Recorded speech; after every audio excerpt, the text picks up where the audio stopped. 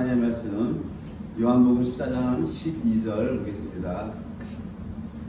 공독합니다. 내가 진실로 진실로 너희에게 이르노니 나를 믿는 자는 나의 하는 일을 저도 할 것이요 또한 이보다 큰 것도 하리니 이는 내가 아버지께로 감이니라. 예수님께서 요한복음에서 그 12 제자들에게 하시는 말씀이 아주 의미심장한 말씀을 하세요. 내가 하는 일, 예수님이 했던 일을 너희도 할 것이고 또 이것보다 더 큰 일도 한다고 말씀하신 거예요. 그럼 예수님이 하신 일은 무엇입니까?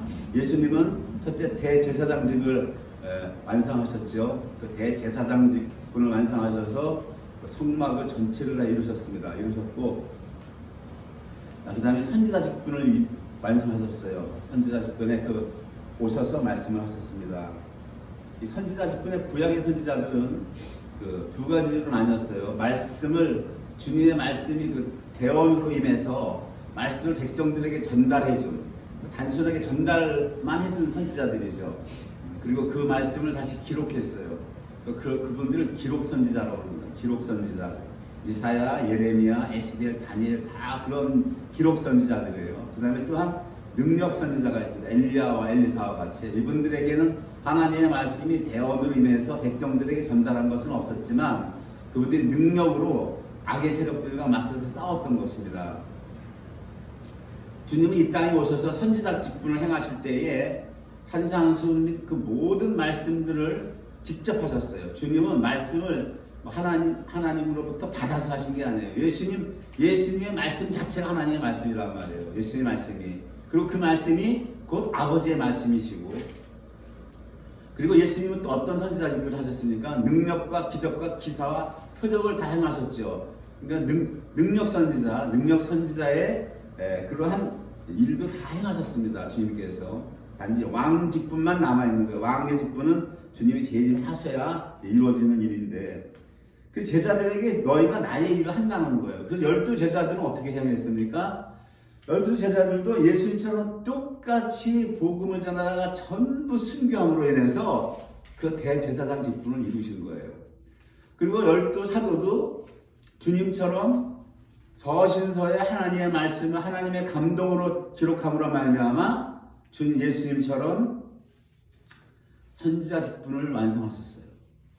그리고 또 12 사도는 예수님처럼 사도행전을 보면 베드로도 죽은 사람을 살려냅니다. 죽은 자까지 살려내는 기적과 표적과 능력을 행하셨단 말이에요. 그래서 지금 우리의 믿음의 터가 사도와 선지자들의 터에 서 있다고 그래요. 사도와 선지자의 터에 서 있다는 것은 무엇입니까? 우리도 같은 일을 행해야 된다는 거예요. 우리가 지금 성경은 이미 완성이 되었기 때문에 우리가 성경을 새로 쓸 겁니까? 그건 아니잖아요. 그렇다고 우리가 제사장 직분을 행해서 우리가 순교도 서로 하시는 분이 있어요. 그렇죠? 순교하시는 분이 있지만 그래서 하나님이 특별히 택한 그룹들만 가능한 거죠. 우리에게 주어진 것은 무엇을 할 수 있습니까? 능력 부분을 할 수 있는 거예요. 능력 부분. 우리가 대제사장 직분과 우리가 선지자 직분, 성경을 받아서 기록할 필요는 없어요. 성경은 다 기록되었기 때문에. 그러나 능력, 이 부분에 대해서 우리가 행해야 된다는 얘기입니다. 12 사도들은 왜 이렇게 고난을 받으셨을까요? 12 사도는 우리 순복음교회의 대표적인 표어가 뭐예요? 사랑하는 자여 내 영혼이 잘된과 같이 네가 범사가 잘되고 강건하기를 내가 간구하노라 그랬잖아요. 그 12 사도는 주님을 따랐어요. 그죠? 주님을 따랐었는데 주님을 따랐다는 자체가 영혼이 잘된 거 아니에요. 범사가 잘되고 강건해야 되잖아요. 근데 왜 전부 다 순교했습니까? 예수님이 이 땅에 오실 때 누구를 가지고 오셨어요? 아버지를 갖고 왔어요. 예수님은 하늘에 계신 성부 하나님을 단지 담아 갖고 오신 그릇이라고 예수님이. 그리고 단지 담아 갖고만 오신 게 아니라 예수님은 그 성부 하나님을 나타내 보이신 거예요. 예수님의 3년 공생애 전체가 아버지를 나타내 보인 거란 말이에요. 그래서 빌립이 아버지를 우리에게 보여주시옵소서 하니까 내가 너희가 이렇게 오래 있었는데 왜 아버지를 보여달라 하느냐 그러잖아요. 내가 너희랑 함께 있었는데 나를 본 자는 아버지를 봤다라고 그러죠. 나를 본 자가 아버지를 봤다는 건 뭡니까? 아버지를 나타내 보였다라는 거예요. 나와 아버지는 같다라고 하는 겁니다. 예수님은 뭐예요? 아버지를 담대해 오셨고 아버지를 나타내 보이셨듯이 예수님이 택한 12제자는요. 12제자는 어떤 길을 걸어가야 되냐면 예수님을 담아서 예수님을 나타내 보여야 되는 거예요. 12사도는. 그렇기 때문에 12사도는 뭡니까? 예수님을 나타내 보여야 되기 때문에 예수님과 똑같이 대제사장 직분에 순교를 행하셨고 그 다음에 예수님과 똑같은 서신서를 써서 성경으로 기록해서 우리에게 주셨고 또 예수님과 똑같이 죽은 자까지도 살려내는 그런 이적과 기적과 권능을 행했던 거예요. 그렇기 때문에 사랑하는 자여 내 영혼이 잘된 것 같이 내가 범사가 잘되고 강건하기를 형통하기를 구한다고 하는 것은 모든 사람에게 적용되는 말씀이 아닌 겁니다. 그 말씀이요. 그러니까 요한 사도의 바람이에요. 바람. 요한 사도가 내가 간구한다는 거 하나님께 간구한다는 것이 그게 만인에게 적용되는 진리는 아니라는 걸 여러분 아셔야 됩니다. 토마스 선교사는 우리나라 들어올 때 어떻게 했어요? 제일 처음에 들어온 토마스 선교사는 내리자마자 목배임을 당했다고요. 성경책을 딱 앞에 놓고 배운 글씨 할 때 무릎 딱 꿇게 해가지고 그 자리에서 예수를 증거도 못하고 한 번 증거도 못하고 대한민국 이 강화도에 어디 들어오셔가지고 딱 배에서 내리자마자 무릎 딱 꿇고 그냥 순교당하는 우리나라가 그 순교의 피가 뿌려진 나라예요. 우리나라가 그런 나라입니다. 어쨌든 예수님께서 지금 마태복음에서 전도명령을 할 때 보면 전도를 명하여 보내시기 전에 12제자를 불러서 귀신을 쫓아내고 모든 병과 모든 약한 것을 고치는 권능을 주셨다 이렇게 되어 있어요. 권능은 왜 필요합니까? 권능이 주님의 복음을 전하기 위해서 예수 그리스도를 전하기 위해서는 반드시 권능이 있어야 된다고 하는 거예요. 더러운 귀신을 쫓아내고 모든 약한 것과 병을 고치는 그것이 있어야 된다고 성경에서는 분명히 말씀하고 계세요. 예수님께서 제자들에게 제일 처음에 찾아오셔서 주신 성령은 내주하시는 성령을 주셨다고 요한 사도는 요한복음에서 얘기하고 있습니다. 요한복음 20장 21절 보면 예수님께서 부활하셔서 제일 먼저 주신 것이 주님께서 어떤 명령을 하시냐면 요한복음 20장 21절에 예수께서 또 가라사대 너희에게 평강이 있을지어다 아버지께서 나를 보내신 것 같이 나도 너희를 보내노라 그렇게 말씀하신 다음에 이 말씀을 하시고 저희를 향하여 숨을 내쉬며 가라사대 성령을 받으라 숨을 훅 불어 넣어주신 그 내주하시는 성령 인치심의 성령을 먼저 주셨어요. 부활하신 다음에 그리고 주님께서 처음 찾아오셨을 때 그렇게 말씀하셨고 이제 승천이 40일 동안 함께 하셨잖아요. 제자들과 주님이 부활하셔서 40일 동안 이 땅에 함께 하셨다고요. 바로 승천하시지 아니하시고 그리고 승천하기 바로 직전에 주님이 제자들에게 무엇을 부탁을 합니까? 무엇을 당부를 해요? 누가복음 24장 49절에 보면 볼지어다 내가 내 아버지의 약속하신 것을 너희에게 보내리니 너희는 위로부터 능력을 입히울 때까지 이 성에 유하라 하시니라. 이 성에 유하라. 이 말씀은 이제 주님께서 승천하시기 바로 얼마 전이에요. 부활하셔서 바로 나타나실 때는 내주하신 성령을 주셨고 이제 내가 승천하셔서 아버지께 가면 아버지로부터 내가 약속한 것을 받아서 주는데 이것을 보내주는 것은 내주하는 성령이 아니라 주님이 직접 얘기해요. 위로부터 능력을 주는 거라고 해요. 능력을 입혀주는 성령이라고 하는 거예요. 성령은 두 가지라는 말입니다. 예수님이 직접 하신 말씀이 이 말씀이 내주하는 성령이 있고 능력을 입혀주는 성령이 있다고 하는 것입니다. 이래서 사도행전 1장 13절에 보면 들어가 저희 유하는 다락방에 올라가니까 마가 다락방이죠. 베드로, 요한, 야고보, 안드레와 빌립, 도마와 바돌로메, 마태 및 알페오의 아들 야고보, 셀로딘 시몬, 야고보의 아들 유다가 다 거기 있어 여자들과 예수의 모친 마리아와 예수의 아우들도 더불어 마음을 같이하여 처녀 기도에 힘쓰니라 그랬어요.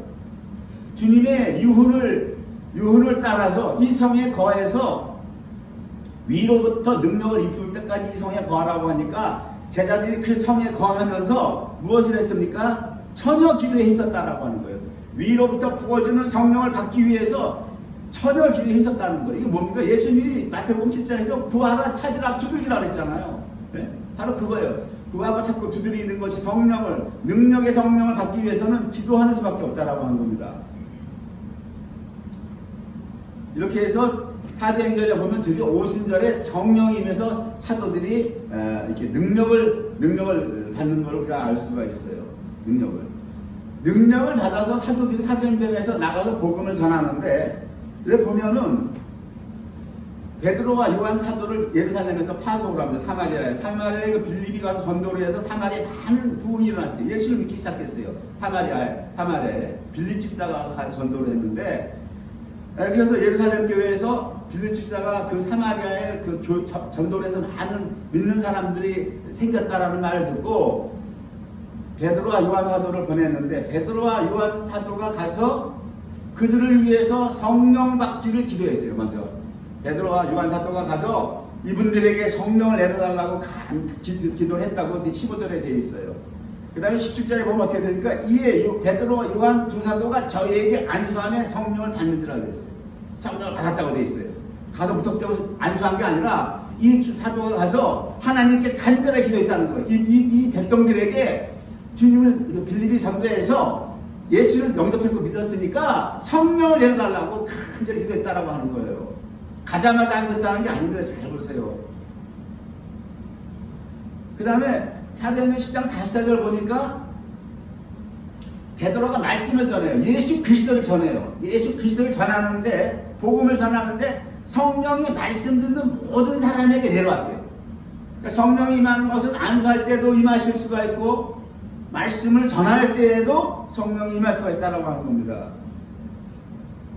그 다음에 사도행전 18장 보면 이 부분을 상당히 좀 길게 성경이 얘기를 하고 있어요. 좀 간단하게 얘기하면, 그 아볼로라고 하는 그 헬라파 유대인이 있어요. 알렉산드리아에서 태어났으니까, 이분 고향이 그 유대에서 태어난 사람이 아니에요. 헬라에서 태어난 분인데, 이분이 학문이 많고 성경에 능통했다고 되어 있어요. 그러니까 학자예요, 학자. 일찍 주의 도를 받아 열심으로 예수에 관한 것을 가르쳤다고 했는데, 그러나 요한의 세례, 물세례만 알고 있었다라고 하는 겁니다. 물세례만. 이에 사도행전 18장 26절 보면, 그가 회당에서 담대하게 말하기를 시작하거늘 브리스길라와 아굴라가 듣고 데려다가 하나님의 도를 자세히 풀어 이르더라. 이 브리스길라와 아굴라라고 하는 분들은 평신도예요. 바울 사도랑 같이 만나서 텐트를 치고 바울 사도의 사역을 힘써 도왔던 아름다운 그 믿음의 형제님들입니다. 그런데 이러한 평신도가 그 아볼로를 데려다가 더 하나님의 도를 더 자세히 풀어 가르쳤는데, 아볼로가 이걸 받아들였다라는 것이 대단한 거예요. 학식이 대단한 사람들이요, 지금으로 말하면 평신도가 목사 데려다가 가르치면 목사가 더 듣겠습니까? 예? 대번 시건방자가 무슨 말이에요? 네가 뭐든 날 가르치려고 이럴 거 아니에요. 지금 성경 그거 얘기하는 거예요. 아볼로라고 하고 성경에 능통한 학자가 있는데 이분이 성령을 대해서 몰랐다라고 하는 거예요. 요한의 물세례만 알았는데 일반 평신도인 브리스길라와 아굴라가 데려다가 하나님의 도를 더 자세히 풀어 이르렀는데 아볼로가 그걸 받아들였다라고 하는 겁니다. 그리고 뭐라고 합니까? 아볼로가 이제 고린도 지방을 가기를 원해서 고린도 지방을 가요. 에베소에 있다가 고린도의 지방을 갔는데, 아볼로는 성경의 박칙한 지식으로 예수를 그리스도라 증거하여 유대인들의 말을 이겼다고 그래요. 말을 이겨서 고린도의 교인들에게 유익을 줬다. 도움을 줬다는 영어의 성경에 헬프라고 되어 있는데, 도움을 줬다라고 하는 거예요. 성경에서 지금 뭐를 얘기하고 있습니까? 성경에 대한 박식한 지식은 어떠한 도움밖에 못 준다라고 하는 거예요. 지적 도움밖에. 그러니까 고린도 교회에 유대인들이 있어요. 그 유대인들은 그 당시 초대교회에는 유대인도 있고 이방인도 있고 같이 섞여 있었단 말이에요. 이방인들은 예수를 주라고 믿기가 쉬운데 유대인들은 예수를 그리스도라 믿기가 힘든 거란 말이에요. 이 사람들은. 그 힘든 것을 아볼로가 그 지식으로 이겼다고 돼요. 이겨서 유대인들의 말을 이겼다고 되어 있어요. 예수 그리스도를 증거해가지고. 물론 지식도 중요합니다. 지식도 중요해요. 근데 사도행전 19장에 보면은, 이 19장에 보면은 드디어 이제 바울 사도가 3차 세계 여행이 이제 막 열리는 거예요. 이제 여기서부터 시작을 합니다. 에베소. 에베소에서 3년간 사역을 하죠. 3년간 사역을 하는데, 에베소를 갔는데, 이 에베소는 가서 보니까, 아볼로가 고린도에 있을 때 바울이 윗집하러 가면 에베소에 와서 어떤 제자들을 만나 가로되 너희가 믿을 때 성령을 받았느냐 물어보는 거예요. 바울 사도의 모든 관심은 너희가 믿을 때 성령을 받았느냐가 바울 사도는 항상 핵심이었어요. 예수를 영접했니? 물론 바울 사도는 예수를 영접하는 복음을 전하는 게 첫 번째지만 예수를 영접한 그 다음에는 성령을 받았느냐 안 받았느냐가 항상 관건이라고요. 가로되 아니라 우리는 성령이 있음도 듣지 못하였노라. 바울이 가로되 그러면 너희가 무슨 세례를 받았느냐? 가로되 요한의 세례로다. 바울이 가로되 요한의 회개의 세례를 베풀며 백성에게 말하되 내 뒤에 오시는 이는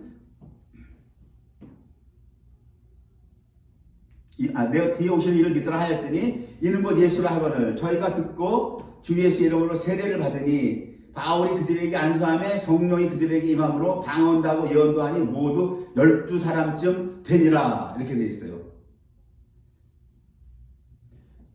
사도의 사역은 방언도 하고 예언도 했다라고 되어 있는데 7절이 중요한 거예요. 방언도 하고 예언도 한 것도 중요하고 다 중요한 겁니다. 성령을 임하게 했더니 이들이 12사람 하나님의 아들이 됐다라고 하는 거예요. 12는 아들의 숫자라고요. 그러니까 지식으로는 뭐예요? 아들이 되게 못한다고요. 지식으로 암만 잘해봐야 그 하나님을 믿는 성도가 하나님의 아들이 되게 할 수 없다라고 하는 걸 성경은 얘기하는 거예요. 그래서 이 지금 사도행전 18장에서부터 19장까지 쭉 길게 이거를 지금 성령이 조명해서 보여주고 있는 거예요.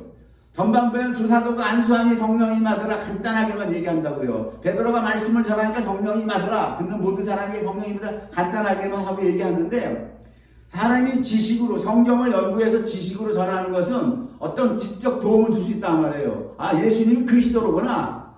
거기까지는 인정할 수가 있다는 거예요. 예수님은 그리스도로구나. 근데 뭡니까? 하나님의 아들이 되게 할 수 없다라고 하는 겁니다. 이것이. 아들이 되는 건 뭐예요? 성령을 임하게 해줘야 된다라고 하는 거예요. 성령이. 그 당시 뭐예요? 성령의 흐름을 보세요. 예수님은 아버지로부터 성령을 받아서 제자들에게 줬잖아요. 그렇죠? 사도는 예수님으로 받아서 또 주죠. 이렇게 내려간단 말이에요. 흘러서 성령이 원래 성령을 다 죽여놔서 목사가 자기 성도에게 성령을 전이시켜줘야 되는 그런 능력 있는 목사가 있냐 말이에요. 신학이 싹 다 깡들이 죽여놨는데 이게 그리고 지금 오늘날 기독교는 뭡니까? 아볼로와 같은 거예요. 지식이라고 지식. 듣고 직접 동의가 되니까 아멘 하고 은혜 받았습니다 한다고요. 예배 참석해서 기껏 하는 소리가 예배 끝나고 은혜 많이 받았습니다로 끝나는 거예요. 은혜 많이 받았습니다. 사실이잖아요. 내가 틀린말 하는 거 아니잖아요 지금. 팩트만 얘기하는 팩트만 제가. 성경과 전혀 동떨어진 거. 성령이 뭡니까 지금? 성령이 뭐예요? 예수님 성령을 어떻게 우리에게 소개합니까? 성령 받는 것이 왜 중요하냐? 성령 받는 것이 뭐 성령 받으라 하니까 어떤 분들은 알러지 반응도 일으키는 분들도 있고 여러 가지가 많아요. 어떤 분들은 성령을 받아야 된다고 하는 분들도 있고 성령을 예수님은 요한복음 5장 26절에서 정확하게 우리에게 소개하고 있다고요. 아버지께서 자기 속에 생명이 있음 같이 아들에게도 생명을 주어 그 속에 있게 하셨다고 되어 있는 거예요. 우리 삼일체 그러잖아요.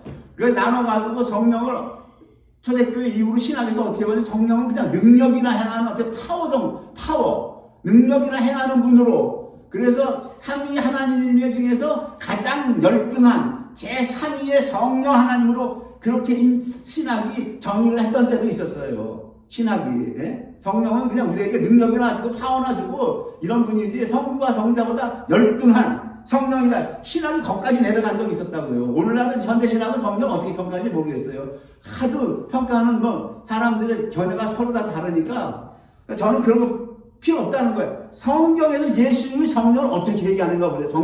성경에서. 텍스트가 성경이니까. 아버지께서 성부 하나님이 하나님 안에 생명이 있다는 거예요. 생명. 그 생명을 아드님에게도 주어서 아드님도 그 생명 속에 있게 됐다고 하셨다는 거예요. 그 생명이 뭐예요? 성령이라고 하는 거예요.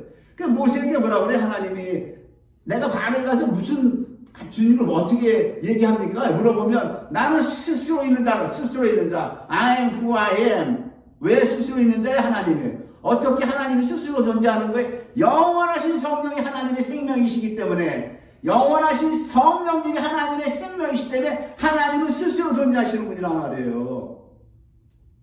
근데 그 생명을 아드님에게 주셨고, 아드님은 우리에게 그 영원한 성령을 우리에게 주셨다는 거예요. 이것이 영생이라는 거예요. 영생. 에터널 라이프라고 되어 있죠. 영생. 그런데 이 지금 주님께서는 요한복음에서 성령을 주시면서 이 성령을 심판하고 연관시키세요. 심판하고. 이 붙어있는 구절이에요. 요한복음 5장 26장 5장 26절 27절 28절 다 붙어있는 말이란 말이에요. 이것이 인자됨을 인하여 심판하는 권세를 주셨는데 이를 기히 여기지 말라. 무덤 속에 있는 자가 다 그의 음성을 들을 때가 오나니 선한 일을 행한 자는 생명의 부활로, 악한 일을 행한 자는 심판의 부활로 나오리라. 주 예수님께서 성령님을 어떻게 설명하세요?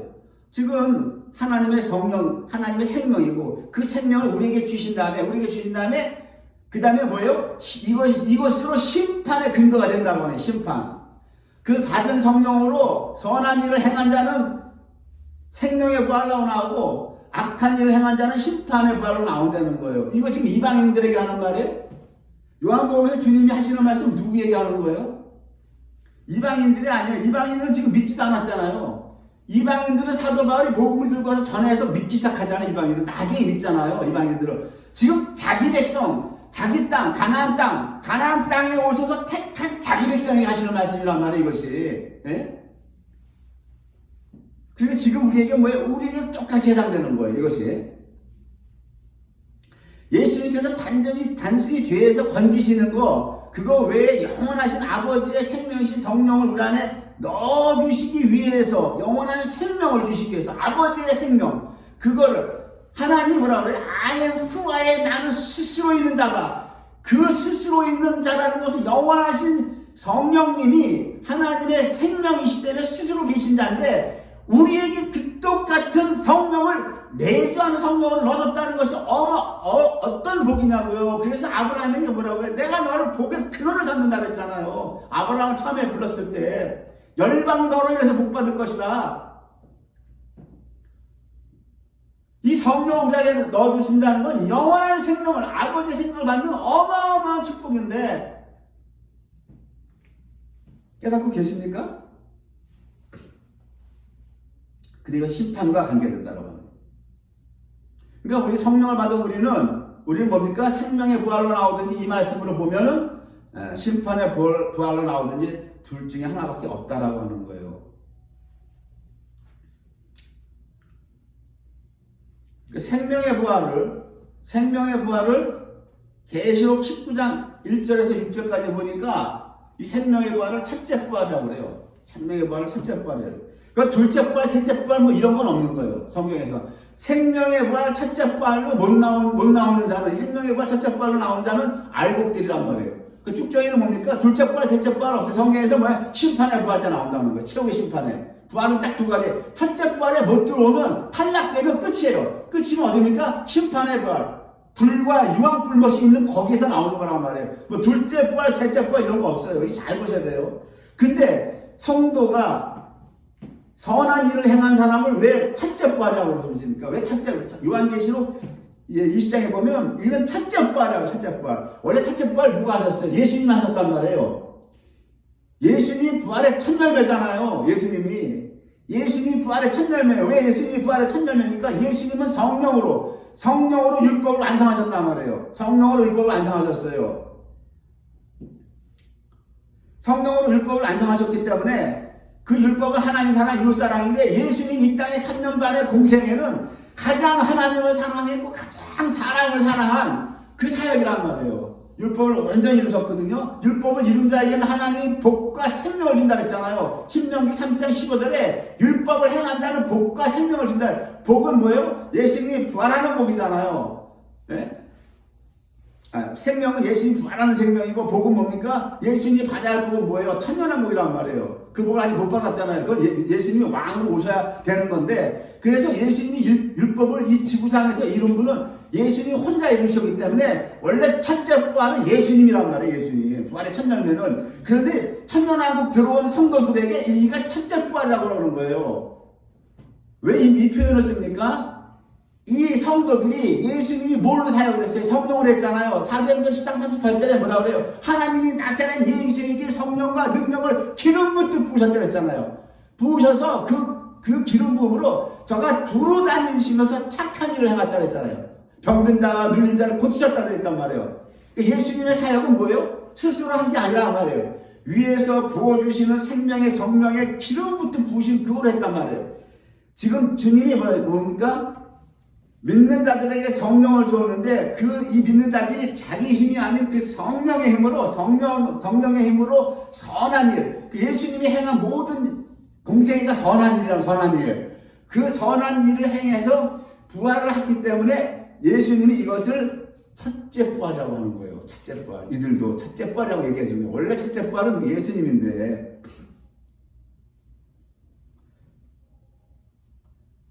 그 무덤 속에 있는 자가 다 주님 음성을 듣는다는 거예요. 첫째 부활에 이르는 자는 이르는 자. 그 무덤 속에 있어서 무덤 속에서 잠자는 자들이 예수님의 음성 듣는다고 다 일어납니까? 아니란 얘기입니다. 알곡들만 일어난다는 거예요. 알곡들만. 쭉정이는 무덤 속에 그냥 있는다는 얘기. 이거 보면 주님 그 얘기하는 거예요. 잘 보시라고요. 예수님이 일어나라 하실 때 쭉정이 다 일어나는 게 아니라고 하는 거예요. 그래서 계시록 20장 5절에 뭐라고 되어 있어요? 그 나머지 죽은 자들은 그 천년이 차기까지 살지 못하더라 이렇게 되어 있죠. 가로해놓고 가로 닫고 이렇게 되어 있다고요. 나머지 죽은 자들은 뭡니까? 다 우리가 살아있을 때 예수님 오시면 알곡과 쭉정이가 어떻게 갈라져요? 알곡은 들림받아서 휴가돼서 올라가잖아요. 올라갈 때 바로 부활이 된단 말이에요. 부활. 다시는 죽지 아니하는 부활체를 받아서 올라가고 쭉정이 땅에 남죠. 예수님 재림하는 그때 당시는 들림받고 들림 못 받고, 그쵸? 쭉정이 들림 이렇게 갈라지는데, 자, 우리가 좀 죽었다고 해요. 우리 때 주님이 안 오시고 우리가 죽었다고 해봐요. 죽었으면 죽고 나중에 우리 이후에 주님이 재림했다고 했을 때 주님이 데살로니가전서에 뭐라 그래요? 주께서 천사의 나팔과 호령을 임하실 때 호령 부른단 말이에요. 각자 이름을 부른단 말이에요. 명령으로 부르고 명령이란 말이에요. 누구 일어나라 부활하라고 명령을 시켰을 때 주님이 쭉정이까지 부르는 게 아니란 말이에요. 알곡들만 부른다면 그 알곡만 부활해서 천년왕국 들어가기 때문에 그 나머지 죽은 자들이 그 천년왕국 동안 살지 못한다는 것은 그 무덤에 그대로 죽은 상태로 있는다는 얘기라면 가라고 가로 닫고. 내가 이게 무슨 말인지 한참을 봤더니 주님이 그걸 닦게 하시더라고. 이 구절들은 주석에도 이걸 난해하다고. 난해 구절이다. 제가 갖고 있는 주석 상당히 비싼 주석인데 그거 보니까 난해하다. 이게 뭔 뜻일까? 이렇게 돼 있다고요. 그냥 하나님이 성령님이 안 가르치면 안 풀리는 거야. 성경은 내가 갈수록 절실히 깨달아요. 갈수록. 나머지 죽은 자는 천년까지 살지 못한다. 이미 천년왕국 들어간 사람 들어간 거예요. 부활돼서. 나머지 죽은 사람들은 뭐예요? 나머지 죽은 사람들은 천년까지 살지 못한다는 건 뭡니까? 무덤에 있다는 거예요. 무덤에. 부활 못했다라고 하는. 이거 뭡니까? 이들이 나중에 심판의 부활로 나온다라고 하는 겁니다. 첫째 부활에 이르는 성도를 성경은 세 가지로 얘기해요. 예수를 증거한 영혼, 그 다음에 복음으로 인해서 순교한 영혼, 마지막 때에 짐승과 우상에 경배하지 않고 이마와 손에 그의 표를 받지 아니한 자들, 666표 받지 아니한 영혼이라고 하는 거예요. 재림할 때에 보면은 주님이 공중재림이라는 게 있어요. 혼인잔치이기 때문에. 그렇기 때문에 이것은 이 부분만큼은 재림을 두 가지로 봐야 되는 거예요. 공중재림과 지상재림으로. 지상재림할 때 이미 환란이 임한 겁니다. 환란이 임한 거고, 환란 오기 전에 3년 반 환란 전에 공중재림하고, 공중재림할 때 들림받아 올라간단 말이에요. 알곡은 환란을 겪지 않냐고. 근데 쭉정이는 이 땅에 남겨져서 환란을 겪는데, 예수님께서 그 쭉정이들에게 마지막 기회를 한번 던져주는 거예요. 여기서 너희가 천년왕국 올 때 어떻게 하느냐? 육륜육포 받지 말라는 거예요. 그러니까 성령의 열매를 맺지 않고 이 땅에서 육신의 쾌락과 육신의 정욕과 안목의 정욕과 이생의 자랑 따라 살아서 주님의 열매를 맺지 못한 사람들은요, 마지막에 그 대가를 톡톡히 치워야 천년왕국 온다는 겁니다. 육륜육포 받지 않은 게 뭔가 굶어 죽으라는 얘기예요. 굶어 죽고 천년왕국의 복과 바꿀래 안 바꿀래 이거예요. 나는 천년왕국의 복만 못하겠습니다. 그냥 나는 굶어 죽지 못해요 해가지고 뭐예요? 육륜표 거의 다 받는다는 거예요. 계시록에도 괜히 이 표를 받는 자는 결단코 살지 못한다고 했다고요. 그래서 바울 사도가 빌립보서에서 뭐라고 됩니까? 빌립보서 옥중서신이잖아요. 바울 사도가 감옥에 있는 거예요. 감옥에서 뭐라고 그래요? 뭐라고 말씀해요? 그러므로 나의 사랑하는 자들아, 너희가 지금 나 있을 때뿐만 아니라 더욱 지금 나 없을 때에도 항상 복종하여 두렵고 떨림으로 너희 구원을 이루라. 두렵고 떨림으로 너희 구원을 이루라라고 하는 거예요.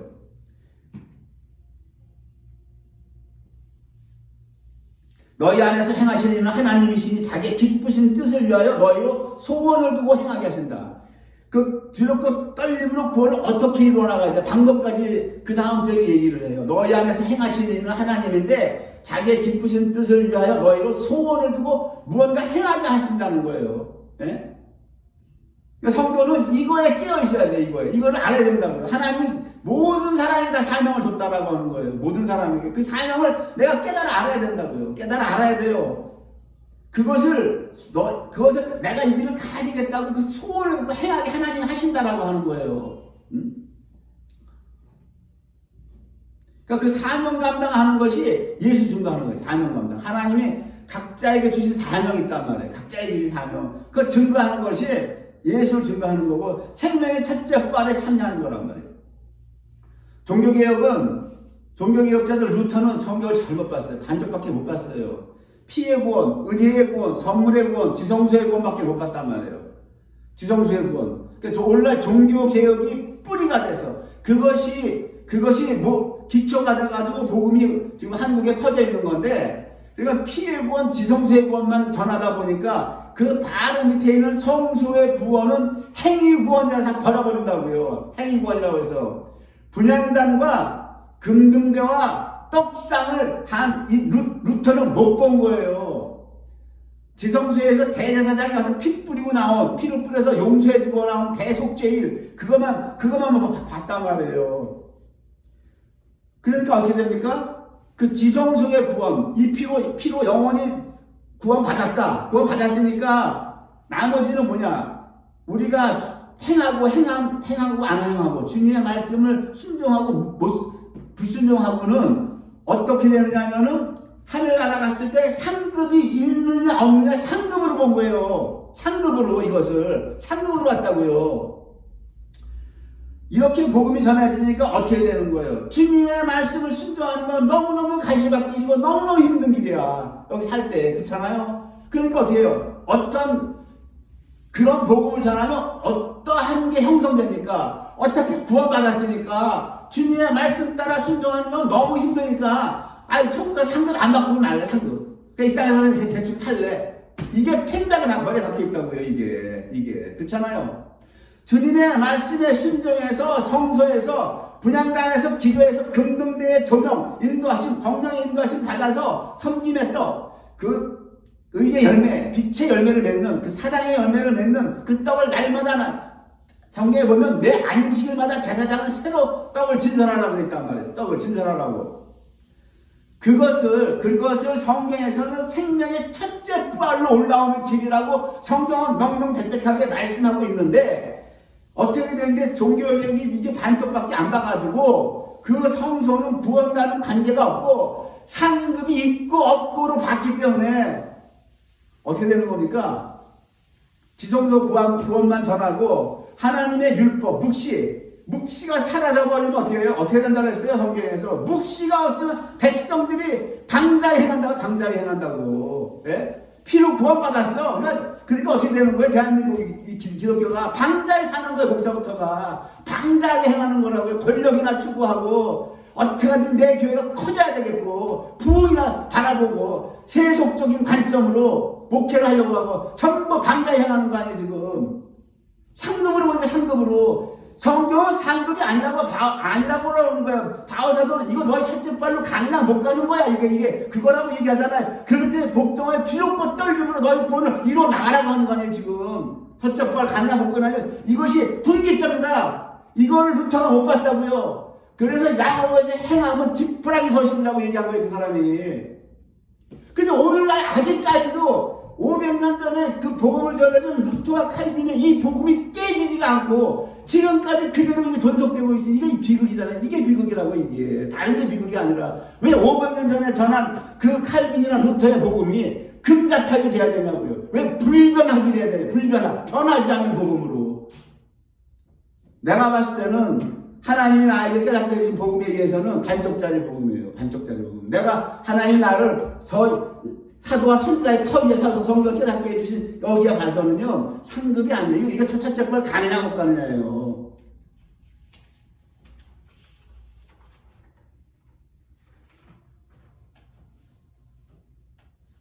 능력. 그래서 히브리서 2장 4절에 보면 주님이 복음을 전하는데 어떻게 얘기하냐. 하나님도 표적들과 기사들과 여러 가지 능력과 및 자기 뜻을 따라 성령에 나눠주신 것으로서 저희와 함께 증가하셨다. 저희와 함께 증가하셨다고 하는 거예요. 하나님도 표적들과 기사들을 왜 주셨느냐? 능력을 왜 주셨느냐? 성령에 나눠주신 것은 뭡니까? 은사들이란 말이에요. 은사. 저희와 함께 예수를 증거하게 하셨다는 거예요. 왜 증거하게 하셨어요? 예수를 증거해야 하나님의 자녀들이 뭡니까? 첫째 부활에 올라오기 때문에. 자, 지금 우리들이 여러 가지 능력과 표적과 기사들은 그때 당시에 다 사도들만 하겠다. 사도들만 하겠다. 이렇게 제한시킨다고요. 은사까지도 말차시켰다고요. 그러나 성령이 나눠주신 은사는 분명히 고린도 교회와 로마서 교회 서신서에서 사도 바울이 얘기하고 있단 말이에요. 우리가 지금 죽은 자까지 살려내는 바울 사도나 베드로 사도가 행한 죽은 자까지 살려내는 그러한 기적과 표적들을 우리가 못한다 할지라도 성령 하나님께서 교회에 나눠주신 은사들 있잖아요. 로마서 12장에 나오는 섬기는 은사, 가르치는 은사, 권유하는 은사, 구제하는 은사, 다스리는 은사, 긍휼을 베푸는 은사, 고린도 교회에 나오는 지혜와 지식과 믿음과 병 고치는 것과 능력 행함과 예언과 연분별과 방언과 통역하는 이런 모든 은사들이 성령이 나눠주신 것인데 이것까지 몽땅 말살시켜버린 현대 신학의 이 교리 가지고 첫째 발 들어갈 수 있나고 우리가 지금. 예? 맨날 교회 가서 설교 듣고 은혜나 받았다고 지적 동의만 평생 믿는 것이 설교에서 은혜나 받고 지적 동의만 하고 있다면 그것으로 첫째 발 우리가 갈 수 있나 말이에요. 그것으로. 그래서 성령에 나눠주신 은사가 없이는 뭡니까? 절대 첫째 발 못 가는 거예요. 서신서 다시 한번 또 한 번 읽어보시라고요. 하나님 왜 성령에 나눠주신 은사들을 왜 주셨는가? 우리 아파는 죽은 흙덩어리들이 흑암과 공허와 혼돈 덩어리들이 무엇을 해야 해서 우리가 첫째 발 들어갈 수 있냐고요. 성령에 나눠주시는 거 없으면 안 되는 거란 말입니다. 이래서 은사가 다시 한번 그 가치가 재발견돼야 되고 재정립돼야 되는 거예요. 우리 교회의 부흥은요. 루터가 본 반쪽 복음에서 벗어나는 게 교회의 부흥이에요. 다른 게 부흥 아닙니다. 교회의 부흥은 지성소의 부흥만 못 보는 거, 그것을 살펴야 된다고요.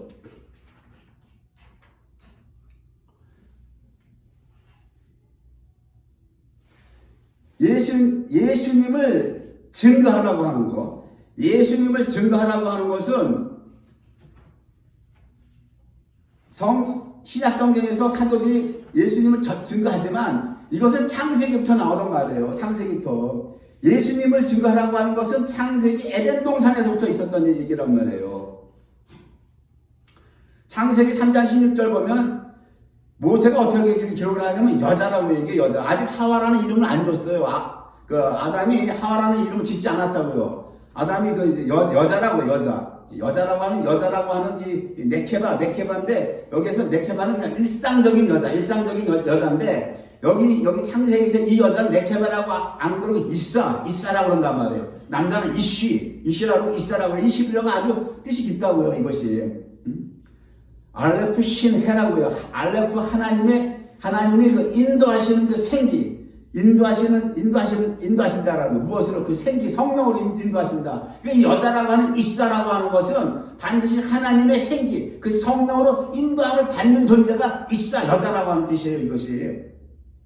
여자에게 글쎄 내가 너에게 잉태하는 고통을 크게 더하겠다고 한단 말이죠. 에덴 동산을 그냥 선악과 따먹고 타락했다라고 하는 그 좁은 시야로만 보면 안 되는 거예요. 좁은 시야로만 보면 안 되고, 선악과 따먹은 다음에 하나님이 어떤 결론을 내리십니까? 어떤 판결을 내리세요? 선악과 따먹었는데, 이제 너는 여자에게 잉태하는 고통, 어떤 잉태하는 고통을 주는? 네 남편의 자식을 알아내는 거예요. 그래서 여기 하와라는 이름 지금 안 지어졌어요. 아직 나중에 지어졌어요. 만약에 하와라는 이름을 지어줬다고 한다면, 단순히 하와라는 그 여자가 자기 남편 아담의 그냥 자식을 낳으라는 그거밖에 안 되는 거예요. 그래서 아직 하와라는 이름은 안 지어졌다고요. 여기 이사, 여자라는 거, 이 여자라는 게 누굽니까? 신약에서 뭐예요? 그리스도의 신부를 얘기하는 거예요. 교회를 얘기한다고요. 이 예표란 말이죠. 그러니까 뭐냐, 예수 그리스도의 신부, 교회는 반드시 그 남편, 예수 그리스도의 자식을 낳아서 생산하라고 하는 거예요. 자식을 낳아서. 그 자식이 낳아서 생산하려면 자식을 하나 낳을 수 있는 예수님이 씨를 줘야 되잖아요. 그 씨가 성령이란 말이에요. 성령. 그래서 예수님이 우리에게 성령을 넣어주셨고, 이것으로 너희가 자식을 낳느냐 않느냐, 그 자식이라는 것을 구약성경에서는 에덴 동산에서 자식이라고 했는데, 신약에서는 뭐라 그러는 거예요? 이것이 자식이 뭐예요? 빛의 열매다, 의의 열매다 그러는 거예요. 선한 일이다, 선한 일이다, 칼라이다, 아가토스, 여러 가지 헬라어로 번역이 되어 있잖아요. 근데 왜 이게 그 자식을 낳는데 고통, 그 잉태하는 고통이 엄청 크다는 거예요. 그러니까 모형으로 여자가 시집 가서 아이를 낳는데 고통이 크잖아. 이건 모형으로 준 거예요, 모형으로. 창세기에서 잉태하는 고통 크게 준다고 하는 것은, 그 자식 낳는 건 모형이고, 실제 이 속에 들어가 있는 참뜻은 우리가 예수 그리스도의 성령의 열매를 맺기 위해서는 내가 죽는 그 고통을 겪는다라고 하는 겁니다. 왜? 내 안에 무엇이 들어와 있어요? 육신의 정욕, 그 안목의 정욕, 이생의 사랑, 이런 것들이 심겨져 있잖아요. 이런 것을 내가 죽이지 않고는 의의 열매, 빛의 열매를 맺을 수가 없는 거란 말이에요. 성령의 열매를 맺기 위해서는 날마다 내가 육신의 정욕과 안목의 정욕과 이생의 사랑을 내가 십자가에 못 박고 죽여나가는 그 고통이 있단 말이죠. 그래서 어떤 목사님이 이런 얘기를 했는데, 순교가 차라리 쉽다는 것이 순교가. 왜? 순교는 딱 그 한순간이라는 거, 한순간. 목이 단에서 떨어지는, 한순간 죽으면 되지만, 날마다 나를 십자가에 못 박고, 이것이 순교보다 더 어렵다라고 맞는 말이잖아요. 순교보다 더 어렵던 거예요, 이거를. 그래서 바울 사도가 뭐라 그래요? 아담은 오실자의 표상이라고 얘기하는 거예요. 아담은 로마서 5장에서 아담은 오실자, 예수 그리스도의 표상, 모형이란 말이에요. 예표라고 얘기하는 거예요. 왜 아담이 표상입니까? 아담을 하나님이 깊이 잠들겠다 그랬어요. 창세기 2장에 보면 아담을 깊이 잠들겠어요. 깊이 잠들었다는 건 뭡니까? 죽였다라고 하는 거예요. 히브리어 문자에서는 깊이 잠들면 죽음이라는 거예요. 죽게 한 다음에 갈빗대로 여자를 만드셨는데 이사를 만들었다고 하는 거예요. 그 다음에 그러면 여자는 어떻게 해서 존재가 되는 거예요? 아담이 죽어야 돼. 예수님이 죽어야만 어떻게 해요? 반드시 남편이 죽어야 여자, 신부가 탄생되는 거란 말이에요. 예수님이 십자가에 죽지 않고서는 그리스도의 신부가 탄생될 수가 없는 거예요. 교회가 탄생될 수가 없다라고 하는 겁니다. 창세기에서 이미 이 얘기를 하고 있는 거예요.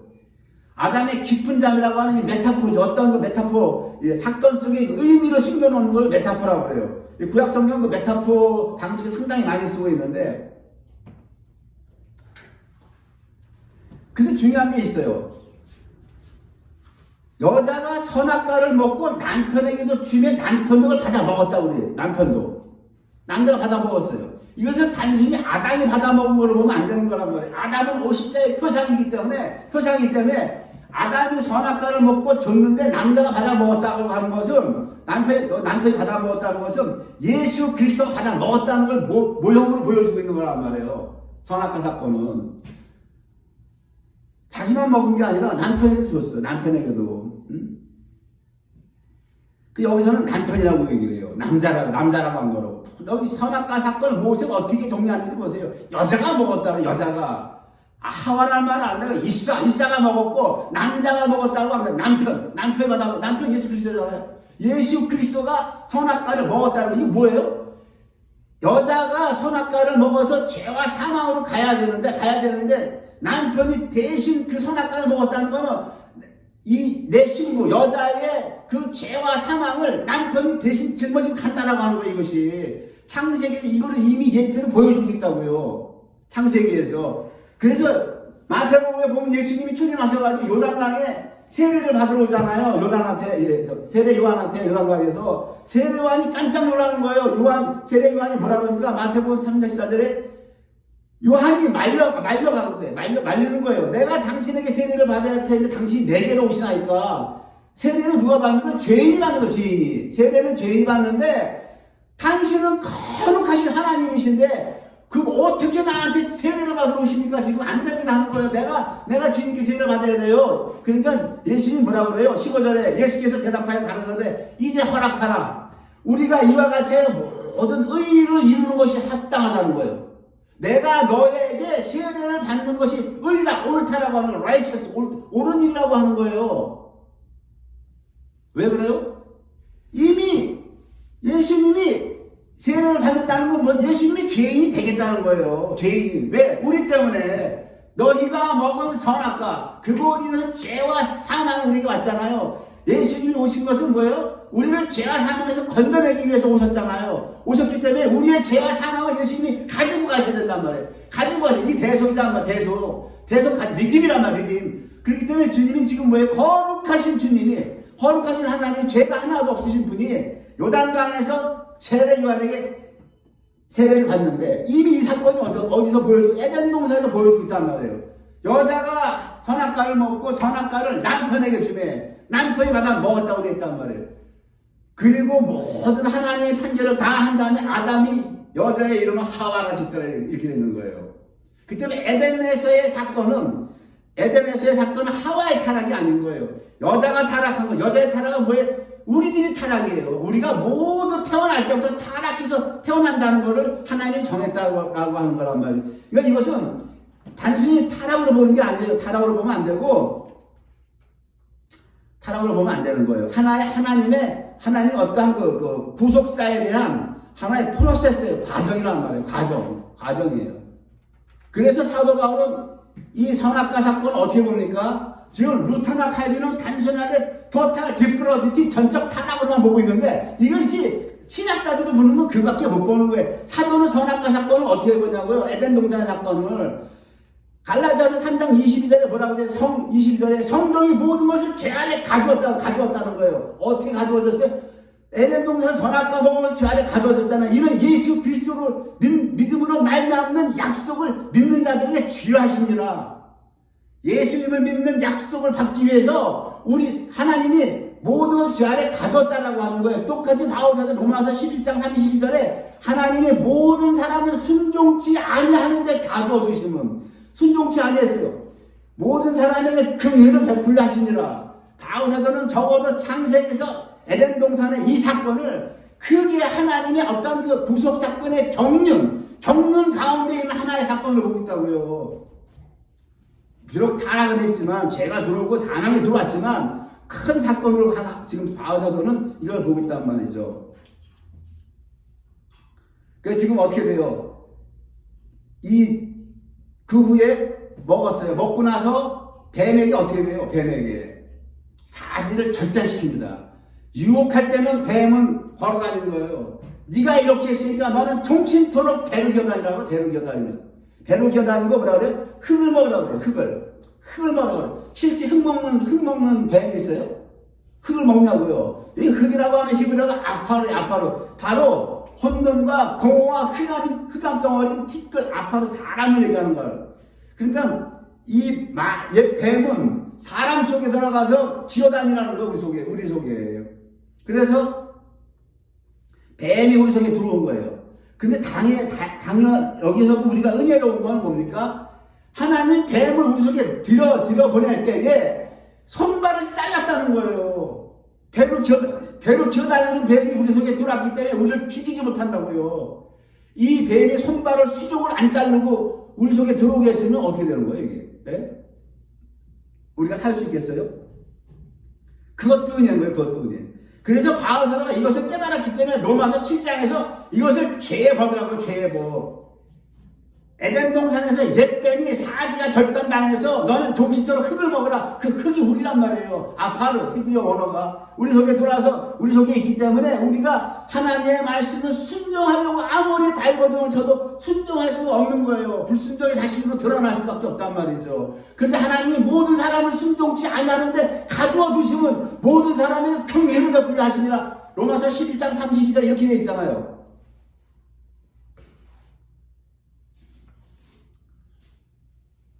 에덴은 기쁨이라는 것이 기쁨.